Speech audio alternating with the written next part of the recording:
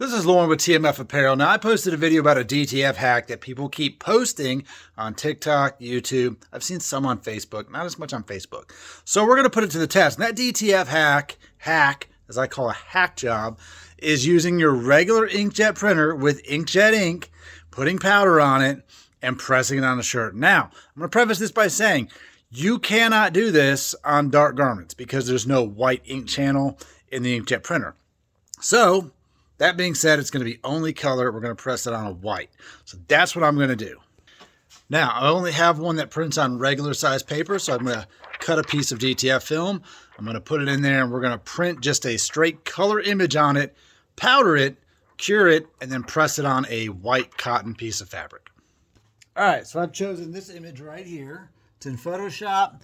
We're just going to print it. It doesn't really matter if it's reversed or not, so I'm just going to print it straight from Photoshop to my Epson 7720. Little piece on there. It's going to be maybe 6x6, and then we're going to powder it, we're going to cure it, and we're going to watch it fail. All right, here it goes. I hear it gearing up. We're going to watch it print. So I did tape it to a piece of regular paper so it would feed it. Here we go. Boink. All right, there's our print, our image. We're going to take it straight over. We're going to powder it. Let me rip it off this thing right here. All right, so you can see it's in my powder. Here we go. Bear with me for a second. I'm trying to do this one-handed. All right, so there we go. We have our inkjet ink image. Whoa, there it is. Printed. I'll say it's really not that vivid. Now I'm going to go do is we're going to go stick it in the oven. I don't have my heat press on, so we're just going to bake it in there. And then I'm going to pull it out, we'll look at it, and we'll press it on something. So I got it set at like 350, but we don't need to leave it in there too long because it's on a hot tray. We're going to see. Give it a few minutes to cool down. There's also no white ink, so whenever you don't have white ink on something, the powder tends to cure up pretty quick. All right, I've got it right here. It's cured up, out of the oven. Realized I didn't have my heat press on, so I might just press it with an iron, but if I heat that heat press up, it's going to take a hot minute. I'm going to wait for that. All right, so I don't have to wait for this thing to heat up forever. I'm just going to put it on an iron because it gets hot enough. And I've got my transfer, and I have my piece of white cotton t-shirt. And just to be sure we're all fair, I'm going to go ahead and, oof, this thing's kind of dirty. Yeah. Undo that. That's my bad. That's some crap on my iron. I haven't cleaned off because I don't really use it for this application. It's all good though, right? So, go ahead and just make sure that the garment's nice and warm. Iron is quite hot. We're going to take it, we're going to place it on there. And like I said, it's definitely not that vivid for sure, but we're going to stick it on this piece of white fabric. This thing's fully heated up. We're going to press it and iron it on there. Now, normally I would press DTF about 8 to 10 seconds. I'm just going to slowly kind of move it across it because honestly, it's not going to work anyway. It's probably going to fail. This ink doesn't really have the binder required to stick to the glue adhesive. Okay, so we're just going to be fair. Decent pressure. This is like if you had one of those little Cricut pressers instead of an actual heat press. I just didn't have anything to press today, but I wanted to make this video. So, there we go. Now, you can see there's our image right there. Just cat. I'm going to let it cool off, and then we're going to peel it. We're going to peel it in real time. I'm not even going to stop the video. I'm just going to carry over here so that we can see what happens. Now, you're going to have to wash anything that you test. You should probably wash it. I don't want to go through all that right now, but let's just see what this looks like when I peel it off of this paper, and then we'll do a follow-up after some washes. So, it's pretty cool touching it. Let's peel it off.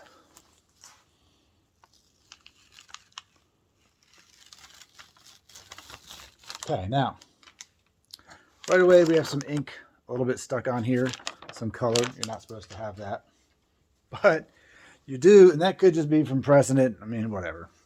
But this is our image right here. on white cotton right there. So, what do I think?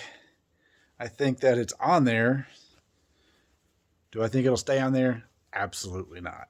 I think after one wash, it will be pretty much about gone. So, like and subscribe to this video, and we'll follow up with it after I have something to wash, and I'll throw it in there. You can actually wash DTF without really having to cure it. I'm going to go over this one more time just so it's fair, because I always double press all of my DTFs.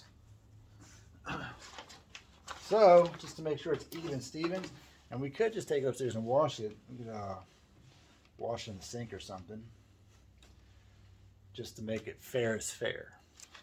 Alright, so, what I will say is, well, hell, half the image is gone right there. Half of it, but it's definitely don't look great. We're going to iron it one more time. It's looking worse the more we go over it, and the more we handle it, the worse it gets.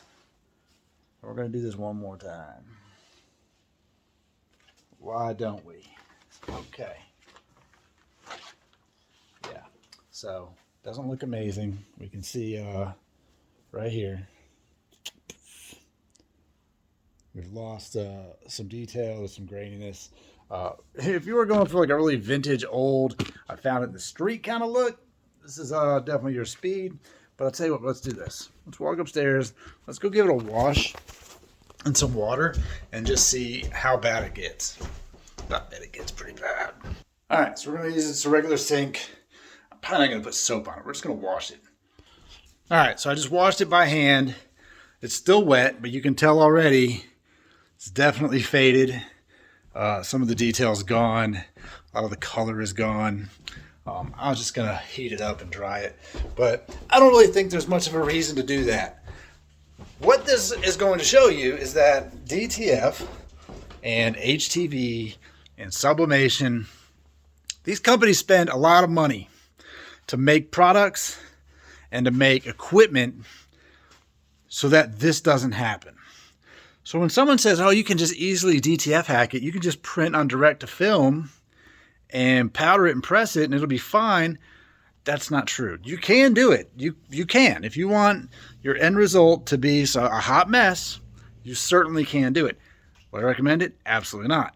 Now, if you want to use an inkjet printer, you need to print on inkjet transfers. And honestly, they don't hold up that great either. I've done inkjet transfers, sublimation transfers, easy subli, HTV, printable HTV, DTF, DTG, and I've screen printed stuff. So pretty much any way that you can decorate a garment, at some point I've done it. Now, if you're okay with this, knock yourself out. Go buy you some DTF film, buy you some powder, print it and send it. I, however, would highly recommend that you do not do this. Highly recommend. If you want to print DTF, get a DTF printer. The ink is different.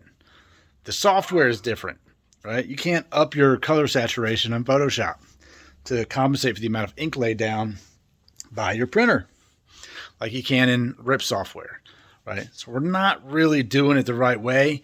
You guys are just out here trying to join the club without spending the money to buy the equipment. So that'd be like saying, I like to learn how to weld. Instead of buying a welder, I'm just going to take 2 jumper cables and hook them to a battery and try to arc it. Yeah, it'll do something, but it ain't no welder. So follow me, subscribe to the channel. I'll see you guys later.